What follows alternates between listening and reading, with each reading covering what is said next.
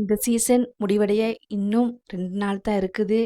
ஞாயிற்றுக்கிழமை 4:30 மணிக்கு லைவ் போட போறாங்க. அதில தெரிஞ்சிரும் யாரு வின்னர் ஆக போறா அப்படின்னு சொல்லி. இந்த வாரம் மட்டும் தான் இருக்கு. இன்னும் 2 நாட்கள் தான் இருக்கு. போட்டியாளர்கள் எல்லாருமே போட்டி போட்டுக்கிட்டு எல்லாம் கேட்குறாங்க. ஓட் கேட்குறாங்க. 6 பேர் இருக்காங்க. 6 பேருமே தனக்கு ஓட் போட சொல்லி கேட்டிருக்காங்க. தான் வெற்றி பெறுவேன் அப்படின்னு சொல்லியிருக்காங்க. அந்த 6 பேரும் திவினேஷ், யோகஸ்ரீ, ஹேமத்ரா, ஸ்ரீமதி, அபினேஷ் மற்றும் மகதி.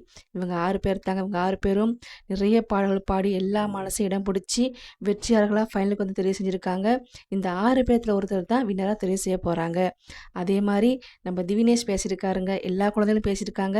அதில் திவினேஷ் சொல்லியிருக்கிறாரு, மக்கள் அனைவரும் எனக்கு ரொம்ப ரொம்ப அன்பு கொடுத்துருக்கீங்க. நான் ஜெயிச்சா என் தாத்தா மட்டும் இல்லைங்க, நீங்களும் ஜெயிச்ச மாதிரி தான். நான் நிச்சயம் ஜெயிப்பேன் அப்படின்னு சொல்லி பேசியிருக்கிறாருங்க. அழகாக பேசியிருக்காரு. அவர் வெற்றி மக்களின் வெற்றின்னு சொல்லியிருக்காரு. அவர் வெற்றி பெற்றா மக்களோட வெற்றி அப்படின்னு சொல்லியிருக்காருங்க. அழகா பேசியிருக்கிறாரு. அவர் சொல்ற உண்மை தாங்க.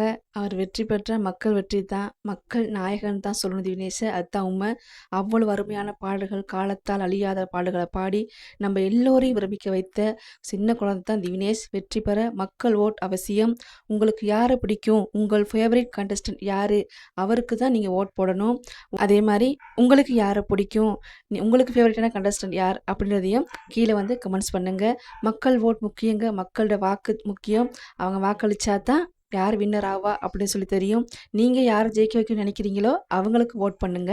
நன்றி சொந்தங்களே.